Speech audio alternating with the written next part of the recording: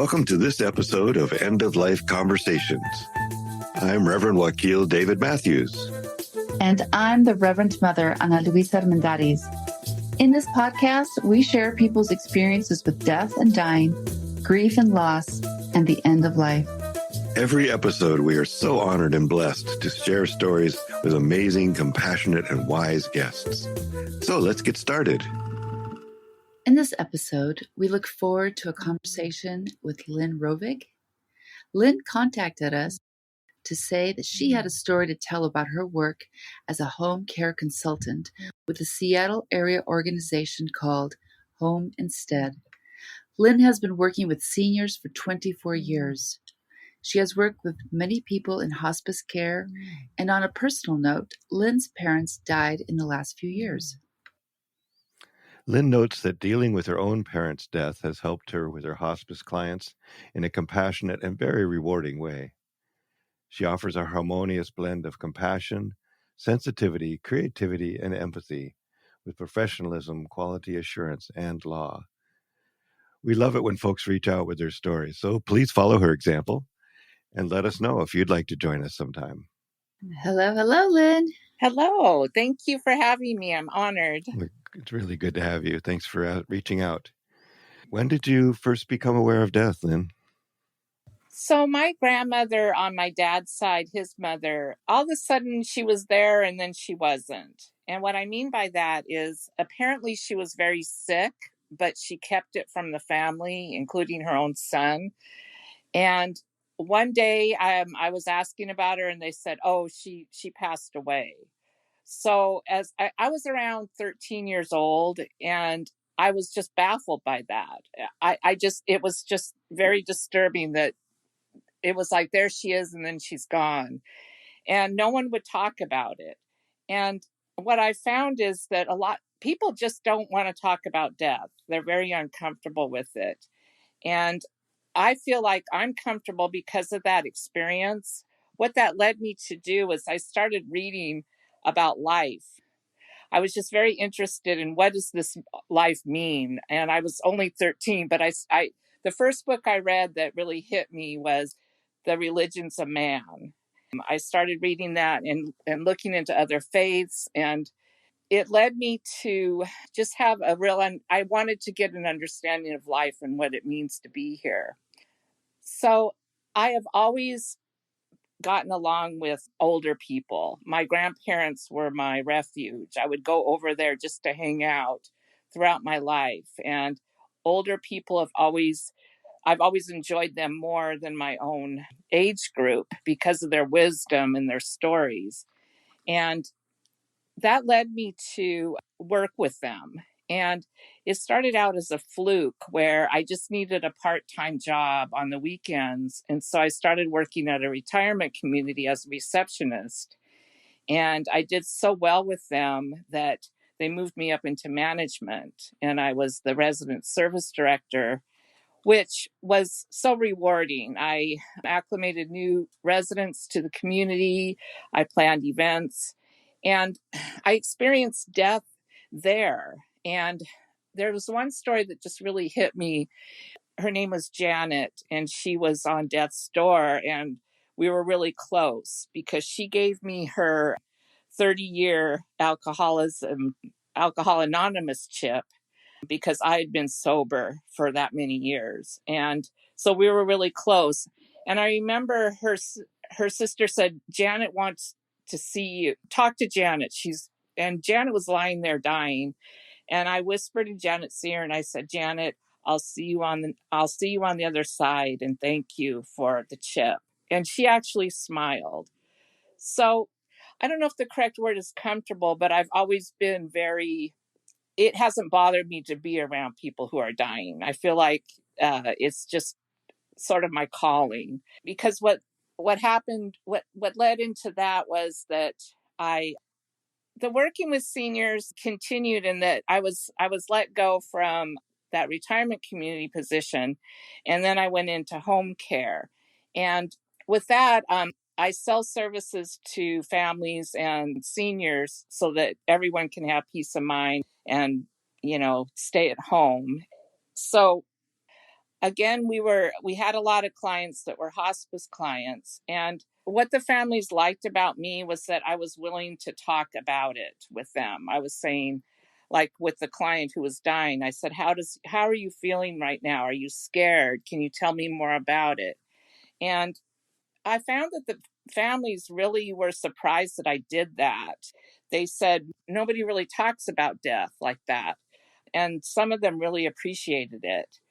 And what I found too is that I was able to get them to really feel the emotions of grief. I wasn't afraid to say, I know this is really hard. Tell me about it. And they would cry, and the men especially would get kind of not mad at me, but they'd go, "Oh, now look what you're making me do. I'm crying." And I said, "Well, tears are healing. Tears are good for you." And what happened was, with my mom passed away, and I was really close to her. I actually lived with her before she died. And everyone told me, "I don't think you should go back to work. I don't think you can do it."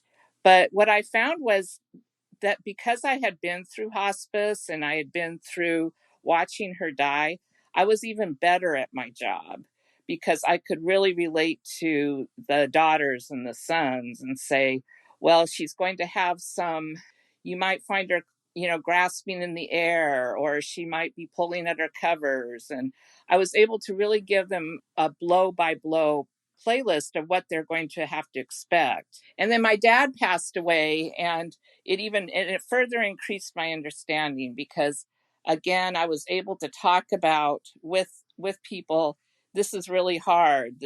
You're going to go through, you're going to have grief brain. You're going to experience different, all these dynamics from your family are going to come up. And what I found was that my experience with dealing with it personally just made everything so much easier for me to do my job. It brought me the sense of connection that I had never had before. And the families would often say to me, we appreciate that you're talking about this. But what I found too is that families often would say to, like, the widow, they'd say, "Okay, mom, he's been dead 5 years. You need to get over it." And I would very gently say, well, grief has no timeline, and you need to feel what you need to feel. And I'll never forget, one woman was so defeated because her family kept saying, "Move on, move on, move on."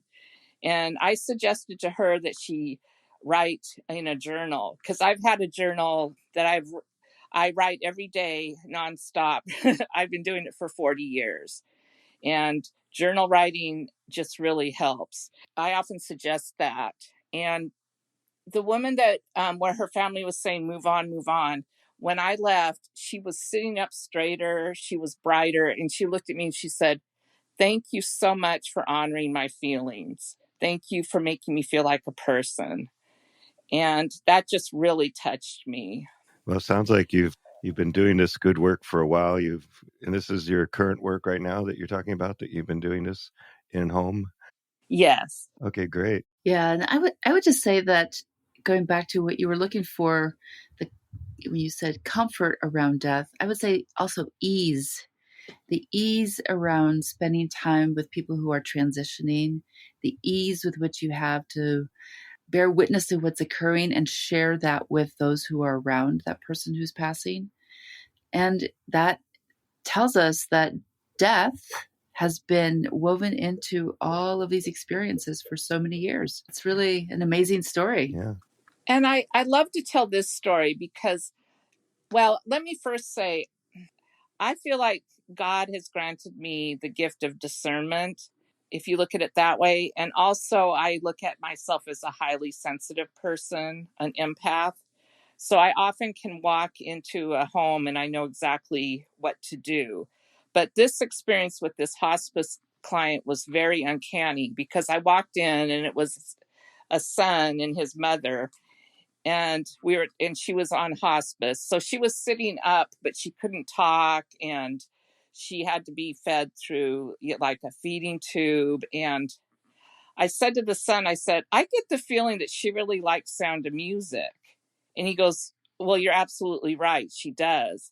I go, well, let's play some songs for her. So we put on So Long Farewell from The Sound of Music, and we were both dancing. And this woman who could not speak and was, and everyone said, oh, she's dying, she's not coherent. She laughed. She laughed out loud. And that was probably the most meaningful, joyful time or experience I've had being around someone who's on hospice. Beautiful. They really can hear and they are aware. Right. Yes. Very good. That's beautiful. Thanks for sharing that story. That's really fun and so indicative too of something we don't believe or we don't know or we don't think about, that they really are there even beyond the end. I was listening to a podcast recently that was talking to somebody who works with the end of life, and she said, I think people are actually still listening even after after they've passed away. So there's time to come and say goodbye, all the way into the times after they've left. Yeah. Ana Luisa.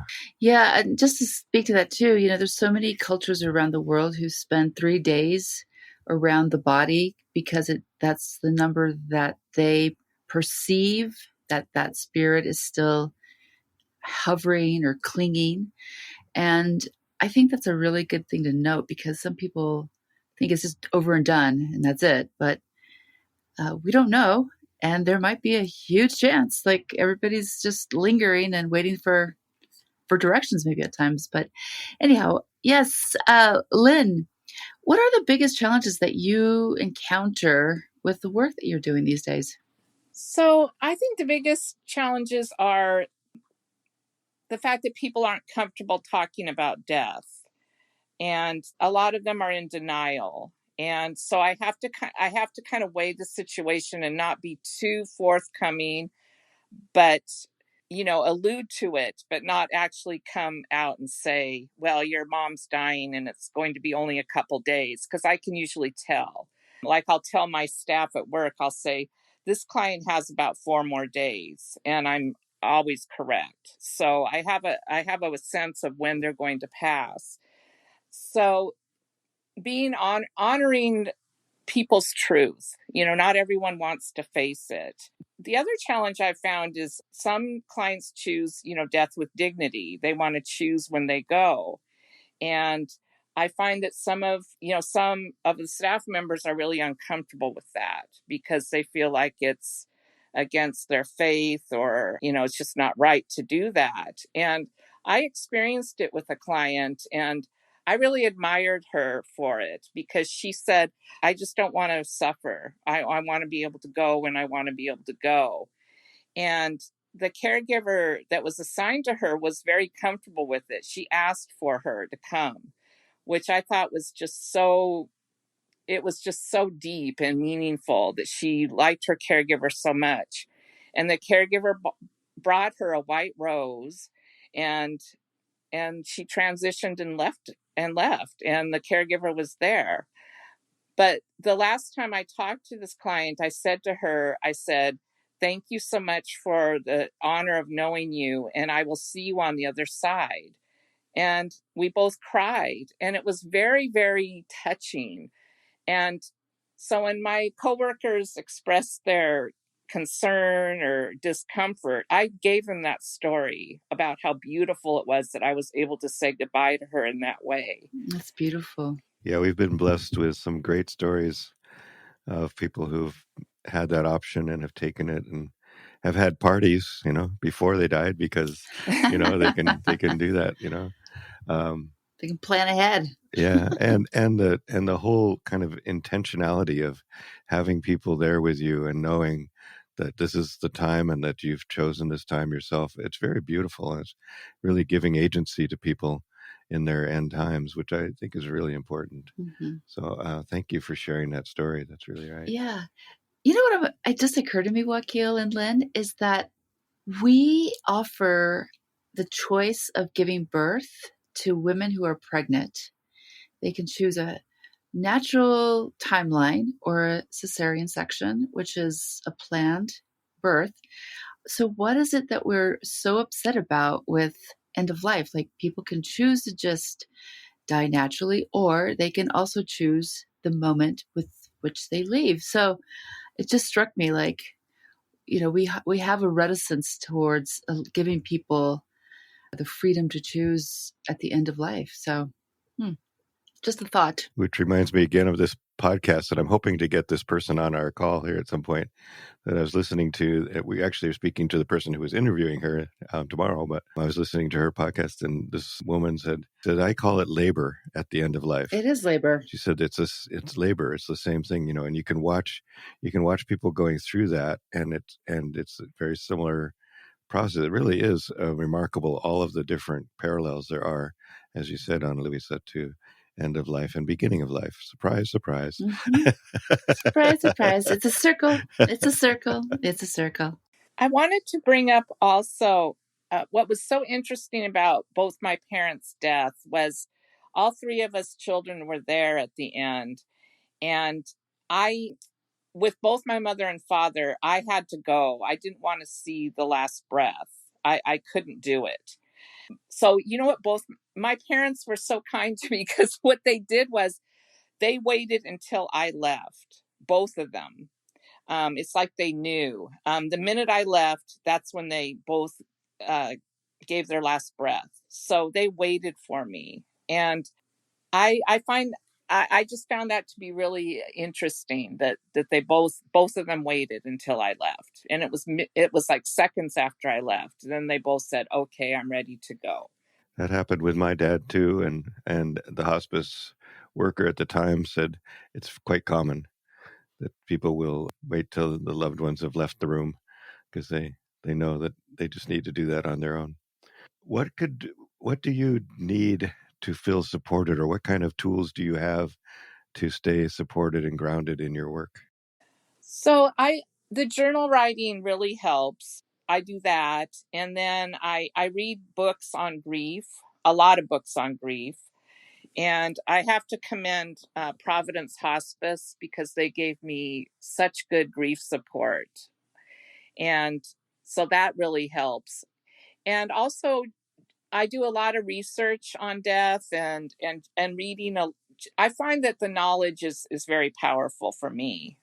And also just being very self-aware. I was so angry after my father died. It was hard, but I was very angry, and I let myself go through that because I know that's just part of the process of grieving, and I accepted it, and now I'm not mad anymore. I woke up one day, I prayed, of course, and I pray all the time. That prayer is probably my biggest support. I pray before I walk into a home. I say, Lord, please give me the wisdom to know what to say. Please allow me to help. And the prayer before the client going into the client's home has really helped too. I think that's where the discernment comes in.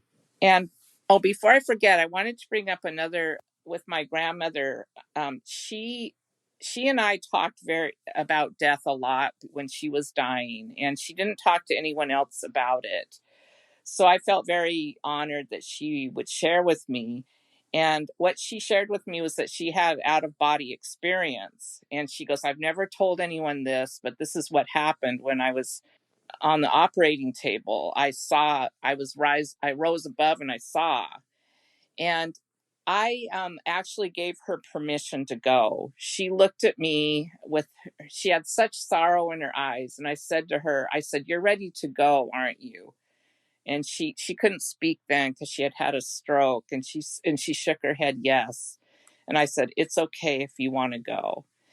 And that was a very, very touching, and I don't know how to explain how deep that was to experience that with her. And I spoke at her eulogy. She asked, or at her funeral, she asked me to. She goes, I want you to be up there. And I did at my mom's also. And everyone said, how can you go up there and speak and not be a total wreck? But there was something in me that said, I need to give these two people I love, I need to share their stories out loud. And I was able to do it. And then I cried at the end, but I was able to carry through. And I feel like that's just God and what I feel like I'm being put here to do that, to talk about death, to make people feel at ease. I feel like that's my purpose. That's a beautiful purpose. Yes. Absolutely. Yeah. Yeah. Very good. I'm so glad you're here doing that work. Yes. And Lynn, so I sense that you're really comfortable with this conversation.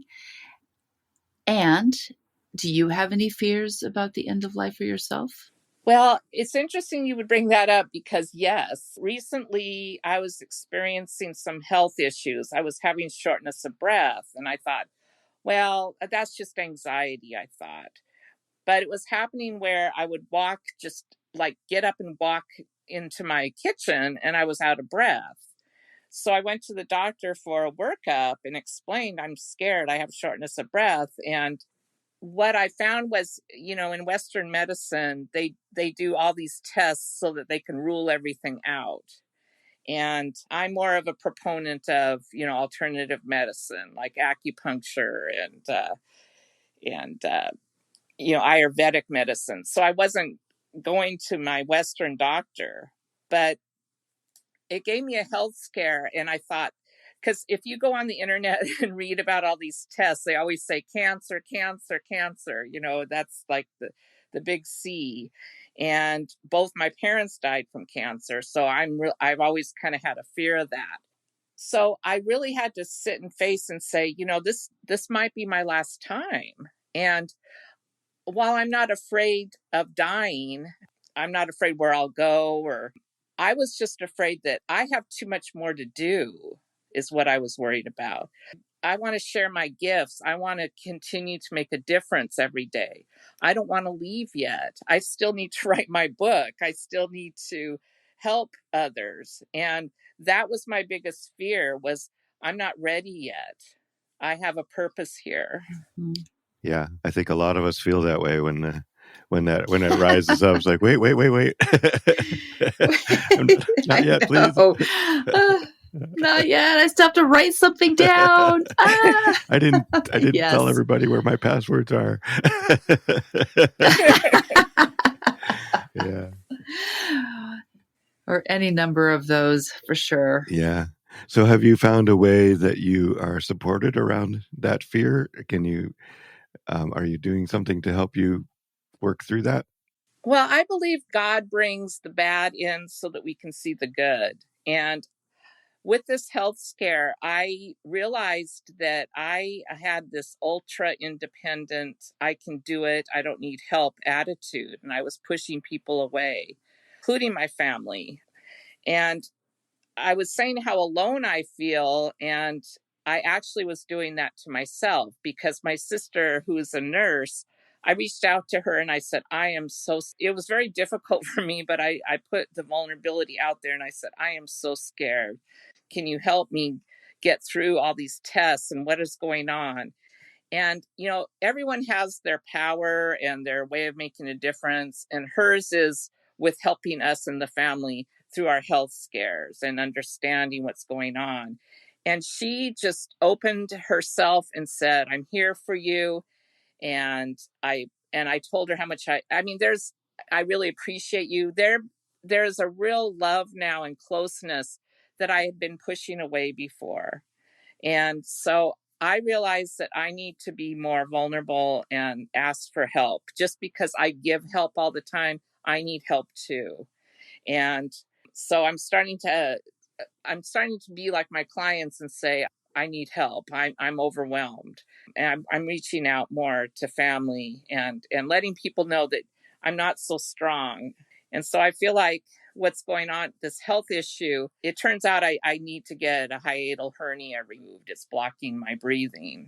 But there was just a lot of tests and a lot of trying to figure out what was going on. And when you're going through health issues like that, it's very scary. I can see why some of our clients can get cranky sometimes and angry, and I see why. I mean, I understand. You're so scared and vulnerable. So, Yeah, that's great insight. And again, I love that you are looking at this kind of frightening scary health issue as a lesson, as a way to learn, and a way to be more empathetic to your clients and to be more aware of what you need. That's really important, and I'm glad that you brought that in. That's really an important reminder to all of us. It is. It's like, and I like how you're treating it as a lesson, right? It's a lesson plan for your future clients. For all of us. Yes. For all of us. Yeah. Yeah. So, how do you keep yourself resourced? I heard that you pray. That's a really big tool that you use to continue to keep feeling rejuvenated and can do your work. Is there anything else that you do? Well, I really like the Alzheimer's Association. I read up a lot on Alzheimer's and dementia because we have a lot of clients that have that. And again, it's interesting because Alzheimer's and dementia clients are actually my favorite because what they have taught me is that we need to listen more and we need to be quiet and not talk so much. And we need to slow down. Take everything with them is minute by minute. And I had one client that was trying to speak and he was taking a long time and he said, "I'm sorry." And I said, "No, sir." I go, "You have taught me so much just right now." I told him, I said, "I'm learning to listen and to be slower. And you're teaching me so much." And he started crying. And again, it's just, my goal is just to always honor everyone, no matter where they are. I don't even know if that answered your question, but I think going back and thinking of the stories that I have and experiences I've had, and to be blessed to have a job that isn't a job. I absolutely love what I do. It's a joy to get up and do this. And not everyone can say that. I feel incredibly blessed and fortunate that I can say that. And I would do this even if I didn't get paid, but don't tell my boss. I love that. I just went and visited with a friend who is pretty far deep into dementia and didn't really know that I was there, I don't think. But there was, I love what you said about just being so patient and just being willing to be in silence. And that's what we did. We just sat with her in silence. And every once in a while she'd look over and see us and kind of grin, and then she'd go back into herself, just that sense of presence, being willing to be present with somebody and not having to fill it with talk or chatter or and thinking it's not okay if they're not talking, and just being willing to be with them where they are. It's such a great reminder. Thank you, Lynn. Yes. Well, and it really is a love language with them. They feel energy. I had an experience where this woman talked, it's called gibberish, scrambled egg talking. She couldn't talk very well. And I went in there and I was feeling sad that day. I said, "Oh, I'm lonely. I wish I had someone in my life, a life partner, someone." And do you know that she looked at me and said, clear as a bell, she said, "Don't worry, he's going to come soon." I mean, that was that was just uncanny that I swear there's like some connection. And then another time, someone who talked like that took my hands in hers and she said, "I like you so much." She said it just as clear as that. Wow. That's lovely. That's beautiful.